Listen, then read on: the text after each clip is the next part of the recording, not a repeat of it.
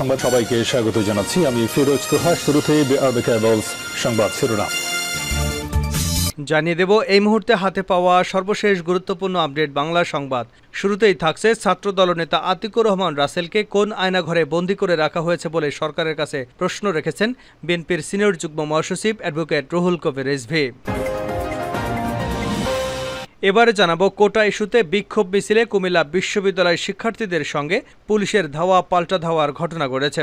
এ ঘটনায় পুলিশও একাধিক আন্দোলনকারী আহতের খবর পাওয়া গেছে। বাংলা ব্লকেড কর্মসূচির অংশ হিসেবে বৃহস্পতিবার বিকাল ৩টার দিকে ক্যাম্পাস থেকে বিক্ষোভ মিছিল বের করেন শিক্ষার্থীরা।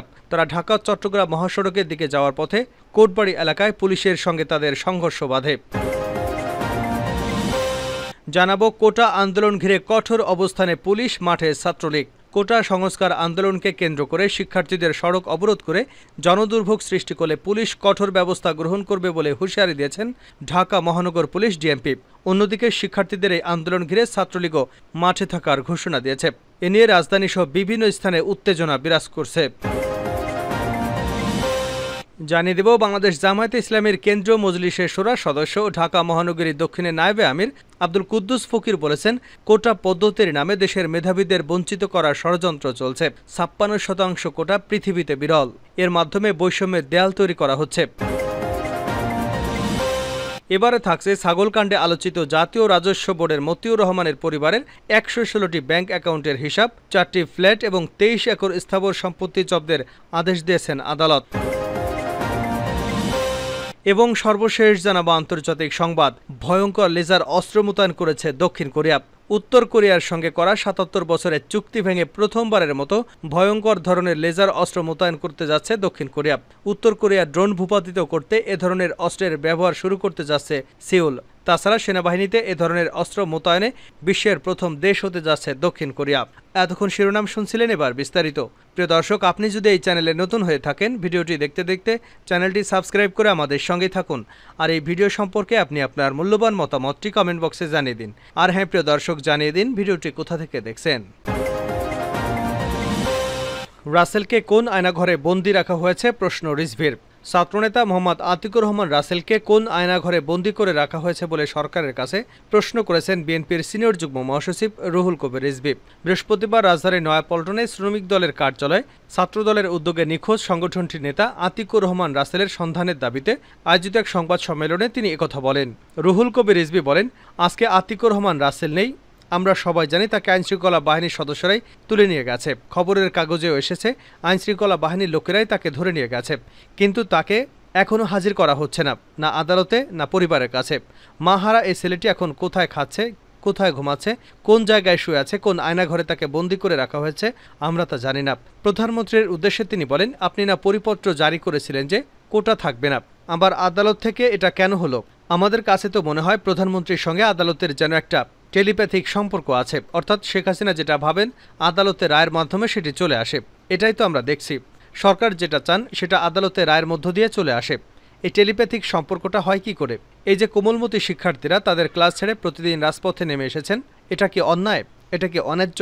রিজভী বলেন, রাসেলের সন্ধানের দাবিতে তার পিতার যে আকুতি আমরা এখানে শুনলাম, এভাবেই বাংলাদেশের প্রকাশ্যে প্রতিনিয়ত অসংখ্য উল্কাপাত ঘটিয়েছেন এই ডামি সরকারের প্রধানমন্ত্রী। আমরা কোন দেশে বসবাস করি? এমন একটি দেশ যেখানে মনে হচ্ছে চারিদিকে পাহাড়ের গুহা। সেই পাহাড়ের গুহা থেকে দস্যু দল এসে কোমলমতি ছাত্রদের ধরে নিয়ে যাবে, তরুণদের ধরে নিয়ে যাবে আর নিরুদ্দেশ করে দেবে।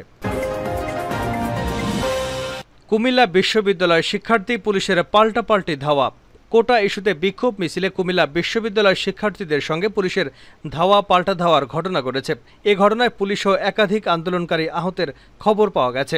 বাংলা ব্লকেড কর্মসূচির অংশ হিসেবে বৃহস্পতিবার বিকেল ৩টার দিকে ক্যাম্পাস থেকে বিক্ষোভ মিছিল বের করেন শিক্ষার্থীরা। তারা ঢাকা চট্টগ্রাম মহাসড়কের দিকে যাওয়ার পথে কোটবাড়ি এলাকায় আনসার ক্যাম্পের সামনে এ ঘটনা ঘটে। সদর দক্ষিণ মডেল থানার ভারপ্রাপ্ত কর্মকর্তা মোহাম্মদ আলমগীর ভূঁইয়া জানান, শিক্ষার্থীরা মিছিল বের করলে তাদের ক্যাম্পাসে ফিরে যাওয়ার অনুরোধ জানানো হয়। এতে তারা ক্ষিপ্ত হয়ে পুলিশের উপর হামলা চালিয়ে বসে। পরে পরিস্থিতি নিয়ন্ত্রণে আনতে পুলিশ বেশ কয়েক রাউন্ড টিয়ার সেল নিক্ষেপ করেছে। শিক্ষার্থীদের হামলায় পুলিশের একাধিক সদস্য আহত হয়েছেন বলেও জানিয়েছেন ওসি। তবে তাৎক্ষণিকভাবে আহতদের নাম জানাতে পারেননি তিনি। কোটা আন্দোলন ঘিরে কঠোর অবস্থানে পুলিশ, মাঠে ছাত্রলীগ। কোটা সংস্কার আন্দোলনকে কেন্দ্র করে শিক্ষার্থীরা সড়ক অবরোধ করে জনদুর্ভোগ সৃষ্টি করলে পুলিশ কঠোর ব্যবস্থা গ্রহণ করবে বলে হুঁশিয়ারি দিয়েছেন ঢাকা মহানগর পুলিশ ডিএমপি। অন্যদিকে শিক্ষার্থীদের এই আন্দোলন ঘিরে ছাত্রলীগও মাঠে থাকার ঘোষণা দিয়েছে।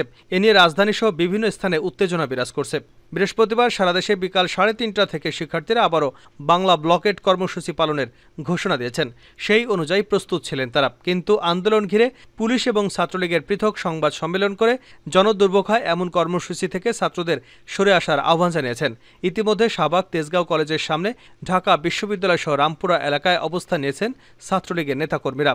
এ বিষয়ে ডিএমপির এক ঊর্ধ্বতন কর্মকর্তা বলেন, আজকে কোনোভাবেই রাস্তা দখল করে আন্দোলন করতে দেওয়া হবে না শিক্ষার্থীদের।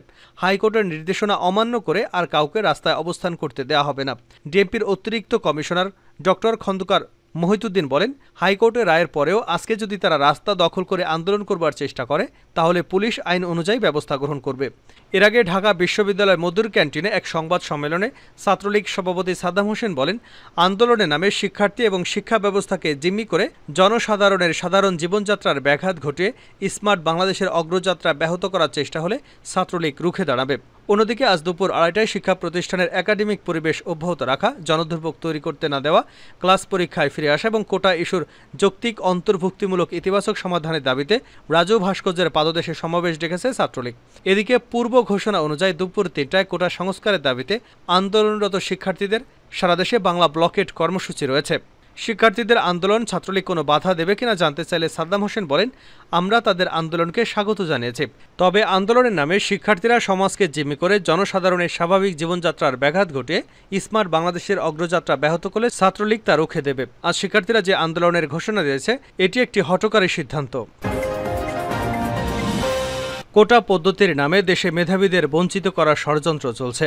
বাংলাদেশ জামায়াতে ইসলামীর কেন্দ্রীয় মজলিসের শুরা সদস্য ও ঢাকা মহানগরীর দক্ষিণে নায়েবে আমির আব্দুল সবুর ফকির বলেছেন, কোটা পদ্ধতির নামে দেশে মেধাবীদের বঞ্চিত করার ষড়যন্ত্র চলছে। 56% কোটা পৃথিবীতে বিরল। এর মাধ্যমে বৈষম্যের দেয়াল তৈরি করা হয়েছে। এই বৈষম্য বিরোধী চলমান আন্দোলনে সকলের সহযোগিতা করার নৈতিক দায়িত্ব। এক্ষেত্রে ছাত্রদের পাশাপাশি অভিভাবকদেরও সোচ্চার হতে হবে। বৃহস্পতিবার রাজধানীর একটি মিলনায়তনে অনুষ্ঠিত যাত্রাবাড়ি মধ্য থানা দায়িত্বশীল সমাবেশে প্রধান অতিথির বক্তব্যে তিনি এসব কথা বলেন। নেতাকর্মীদের উদ্দেশ্যে আব্দুল সবুর ফকির আরও বলেন, ইকামতে দিনের কাজকে এগিয়ে নিতে সংগঠনের প্রত্যেক স্তরে পরিকল্পনার ভিত্তিতে অগ্রসর হতে হবে। এক্ষেত্রে দায়িত্বশীলরা হবেন অগ্রগামী। তিনি বলেন, কোরআন এবং হাদিসে অধ্যয়নের মাধ্যমে ইসলামের মৌলিক জ্ঞান নিজেকে সমৃদ্ধ করে ওই আলোকে নিজের জীবন এবং সংগঠনকে মজবুত ভিত্তিতে গড়ে তুলতে হবে। সেই সাথে জনগণের ভোট এবং ভাতের অধিকার নিশ্চিত করার প্রয়োজনে সকল আন্দোলন এবং সংগ্রামে বলিষ্ঠ ভূমিকা পালন করতে হবে। নিত্য প্রয়োজনীয় দ্রব্যমূল্যের ঊর্ধ্বগতি, সরকারের কর্মকর্তাদের দুর্নীতি, বিশেষ করে পিএসসি প্রশ্নপত্র ফাঁস এবং সিলেট ও মৌলভীবাজারে চলমান বন্যায় ত্রাণ ও দুর্যোগ ব্যবস্থাপনার ক্ষেত্রে উদাসীনতার জন্য তিনি সরকারকে দায়ী করেন। সেই সাথে দেশের জনগণ সুযোগ পেলে অবশ্যই জামায়াতে ইসলামের প্রতি তাদের ভোট, ভালোবাসা এবং সমর্থন প্রকাশ করবে বলেও তিনি আশাবাদ ব্যক্ত করেন। ভয়ঙ্কর লেজার অস্ত্র মোতায়েন করেছে দক্ষিণ কোরিয়া। উত্তরের সঙ্গে করা ৭৭ বছরের চুক্তি ভেঙে প্রথমবারের মতো ভয়ঙ্কর ধরনের লেজার অস্ত্র মোতায়েন করতে যাচ্ছে দক্ষিণ কোরিয়া। উত্তর কোরিয়া ড্রোন ভূপাতিত করতে এ ধরনের অস্ত্রের ব্যবহার শুরু করতে যাচ্ছে সিউল। তাছাড়া সেনাবাহিনীতে এ ধরনের অস্ত্র মোতায়েনে বিশ্বের প্রথম দেশ হতে যাচ্ছে দক্ষিণ কোরিয়া। দেশটির অস্ত্র সংগ্রহ সংস্থা বৃহস্পতিবার এ তথ্য প্রকাশ করেছে। প্রতিরক্ষা বিষয়ক প্রশাসন এক বিবৃতিতে জানিয়েছে, সামরিক বাহিনী হেনহুয়া অ্যারোস্পেস সংস্থার সহায়তায় ড্রোন বিধ্বংসী লেজার অস্ত্র তৈরি করা হয়েছে। অত্যাধুনিক প্রযুক্তি নির্ভর এই অস্ত্রটি কার্যকর এবং তুলনামূলক সাশ্রয়ী। প্রতিবার লেজার আক্রমণে খরচ হবে মাত্র $1.5। এই লেজারটি নীরব এবং অদৃশ্য। সংস্থাটি আরও জানিয়েছে, আমাদের দেশ লেজার অস্ত্র মোতায়েন এবং পরিচালনার জন্য বিশ্বের প্রথম দেশ হয়ে উঠতে পারে। উত্তর কোরিয়ার ড্রোন উস্কানি যথাযথ কড়া জবাব দিতে এমনটি করা হচ্ছে। এই অস্ত্রগুলোকে ভবিষ্যতের যুদ্ধক্ষেত্রের একটি গেম চেঞ্জার হিসেবে অভিহিত করা হচ্ছে। লেজার অস্ত্রগুলো 10 থেকে 12 সেকেন্ডের মধ্যে আলোক রশ্মির মাধ্যমে ড্রোনের ইঞ্জিন এবং অন্যান্য বৈদ্যুতিক সরঞ্জাম পুড়িয়ে উড়ন্ত ড্রোনকে ধ্বংস করবে। দক্ষিণ কোরিয়া তাদের লেজার প্রোগ্রামকে স্টার ওয়ার প্রজেক্ট বলে অভিহিত করেছেন। 1950 থেকে 1953 সালে শান্তি চুক্তির মধ্য দিয়ে শেষ হয় কোরীয় যুদ্ধ। চুক্তিতে নিরস্ত্রীকরণ সহ ভয়াবহ এবং প্রাণঘাতী অস্ত্র ব্যবহার থেকে বিরত থাকতে সম্মত হয় উত্তর কোরিয়া এবং দক্ষিণ কোরিয়া। তবে এমন লেজার অস্ত্র মোতায়েনের সিদ্ধান্তের মধ্যে সেই চুক্তি ভঙ্গ করতে যাচ্ছে সিউল।